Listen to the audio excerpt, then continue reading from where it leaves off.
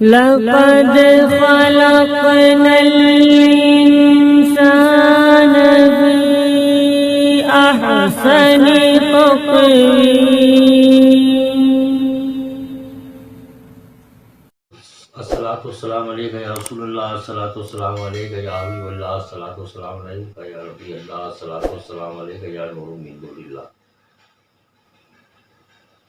جیسا کہ حافظ مظفر صاحب نے سلطان ایوبی رحمۃ اللہ تعالی علیہ کے بارے میں پوچھا، تو میں ذرا سا اشارہ آپ کو کرتا چلوں ان کی زندگی کا.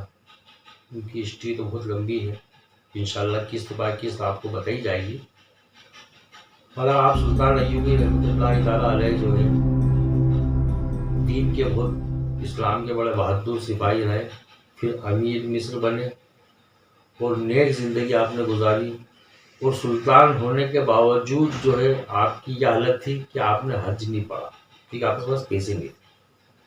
جب آپ کا وصال ہوا تو ایک سونے کا ٹکڑا اور 40 یا 50 درہم آپ کے پاس موجود تھے. آپ کا کفن بھی جو ہے آپ کو ایک دوست نے دیا.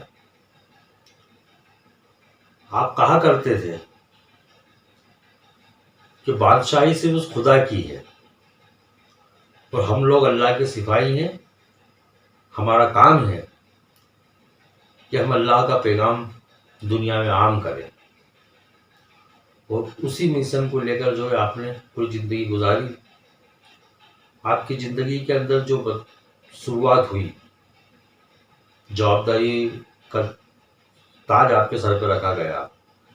23 مارچ 1195 عیسوی کو عباسی حکومت کے خلیفہ نے آپ کو مصر کا سلطان بنا کر بھیجا. جب آپ مصر کے اندر آئے تو آپ یہ سوچنے لگے کہ مسلمانی ریاستیں ٹکڑوں ٹکڑوں میں بٹی ہوئی ہیں. جتنے بھی جو راجہ، ہم سب میں اپنی سادی سودی لینگویج میں آپ سے بات کر رہا ہوں، آپ کی سمجھ میں آ جائے.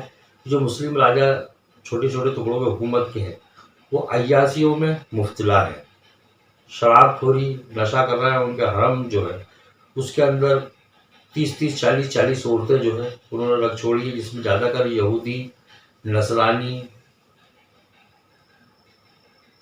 تھی. اور ان کا مقصد ہی یہی تھا کہ ان کو برگلانا. اور اس کا فائدہ اٹھا کر یہودی اور صلیبی فوجیں جو ہے مسلمانی حکومتوں پہ، چھوٹی حکومتوں پہ حملے کرتی، پھر ان سے کمپرومائز کرتی کہ آپ کو جو ہمیں ٹیکس کی شکل میں اتنے روپے دینا ہے. اور وہ جو خلیفہ اسلامی حکومت کے جو گناہوں میں لپت ہو چکے تھے، شراب میں مست پڑے رہتے تھے، عیاشی کا بازار گرم تھا، وہ غریب جنتا کا خون چوستے اور صلیبیوں کو، انگریزوں کو جو ہے وہ پیسہ ٹیکس میں دیتے. حضرت صلاح الدین ایوبی جو اسی کسمکس پر رہتے کہ یا اللہ کو ایسا وقت آئے کہ تمام یہ چھوٹی چھوٹی حکومتیں مسلمانی جو یہ ایک ہو جائے، اور جو عرب کی پاک زمین ہے جس سے حضرت خالد بن ولید نے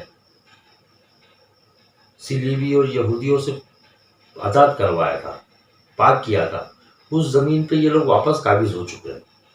اور باقی جو بچی ہوئی ہے مسلمانوں کے پاس اس پہ بھی قبضہ کر کے مکہ شریف اور مدینہ شریف تک جانے کی یہ لوگ پلاننگ کر رہے ہیں، یہودی اور نصرانی. بس وہ ذہن میں آپ کے بس ایک ہی مشن تھا کہ کسی طریقے سے جو ہے میں اس زمین کو ان لوگوں سے پاک کروں.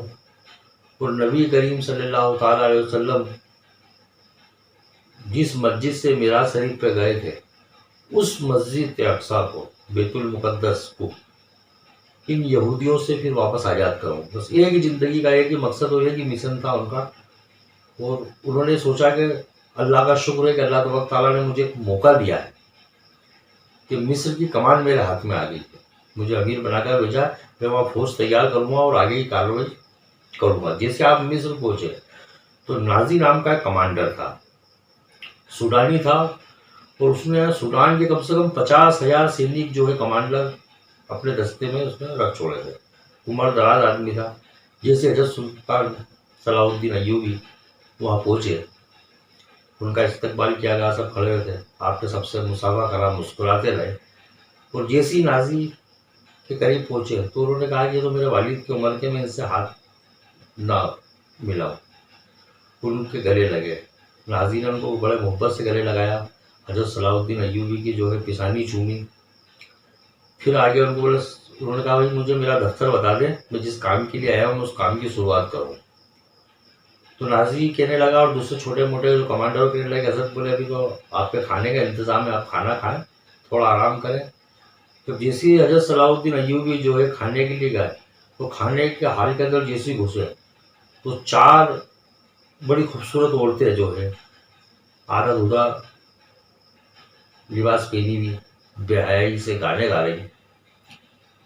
آپ نے چلا دیا کہ کیا ہے یہ، بند کرو، ہٹاؤ ان کو. اور پھول برسانے لگے. جیسے مغل سلطنت نے یہ پرمپرا چالو کی تھی کہ جب وہ شہنشاہ بادشاہ آتے تھے تو گلاب کے پھولوں کو بچھا دیا جاتا تھا. تو وہی صلاح الدین ایوبی کے راستے کے اندر بھی جو ہے پھول بچھائے گئے.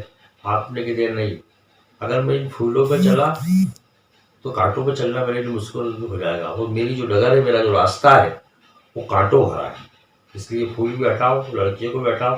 تو جیسے آپ کھانے کے پاس پہنچے ٹیبل پہ تو بکرے 2-3 پیس کے اندر ثابت بکرے اچھے بہترین بنے ہوئے رکھے ہوئے، ثابت مرغے رکھے ہوئے اور لذیذ کھانے. آپ نے کھانوں کو دیکھا اور پوچھا وہاں کے کمانڈروں سے کہ کیا مصر کی جنتا بھی ایسے کھانا کھاتی ہے؟ تو نازی کمانڈر کہنے لگا کہ حضرت مصر کی جنتا کو تو خواب میں بھی ایسا کھانا نظر نہیں آتا، یہ تو صرف آپ کے لیے ہے. آپ جلال میں آ گئے. آپ نے کہا جو باہر جتنے بھی سپاہی چھوٹی موٹی پوسٹیں کے جو کھڑے ہوئے ہیں سینک، سب کو اندر بلاؤ، سب کھا لو. آپ نے جو ایک روٹی ہاتھ میں لی، 2 بوٹی اس پر رکھی اور کھڑے ہو کے پانی پیا اور اللہ کا شکر ادا کیا. صلاح الدین ایوبی جب مصر کے امیر بن کر گئے تو لوگوں کو اندر بڑا غصہ تھا کہ جو کئی لوگ امید لگا کے بیٹھے تھے کہ اب ہمارا نمبر آئے گا، ہم امیر بن جائیں گے، سارے مصر کی کمان ہاتھ میں آئے گی. عمر دراز لوگ تھے، تجربے کار لوگ تھے، مگر صلاح الدین ایوبی کم عمر کے تھے تو لوگ دیکھ رہے تھے. باقی ان کے ذہن میں یہ تھا کہ صلاح الدین ایوبی جو ہے بڑے خاندان کے ہیں اور نور الدین جنگی جو ہے ان کے خاص ہیں، اس حساب سے ان کی عزت ہے، پہچان ہے. ورنہ ایک بچہ دکھ لیا. یہ کمانڈر ہنس کے کہنے لگا کہ بچہ ہے، ہم اس کو پال لیں گے، چھوٹا سا بچہ ہے، ہم اس کو پال لیں گے، ابھی تھوڑا گرمی بتا رہا ہے، تو آپ بتا رہا. تو آپ صلاح الدین ایوبی نے مصر کی باغ ڈور سنبھالی. جو ناجی تھا کمانڈر سوڈانی، وہ انگریز اور یہودیوں سے ملا ہوا تھا.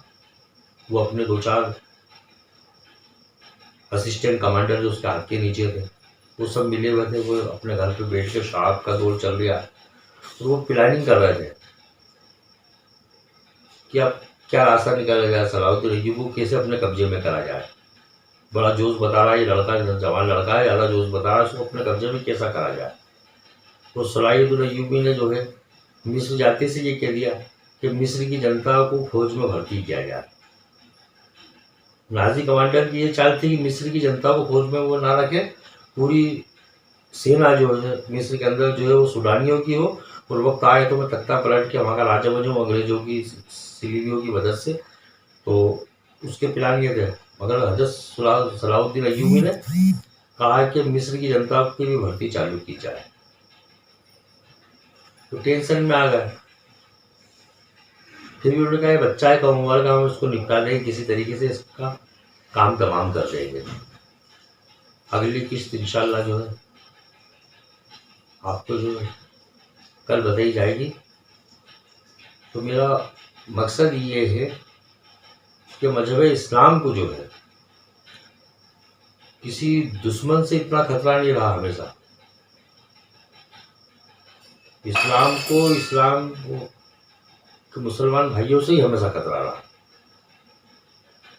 اسلام کو نقصان مسلمانوں نے ہی پہنچایا اپنی نفس کی بنا پہ، اپنی خواہشات کی بنا پہ.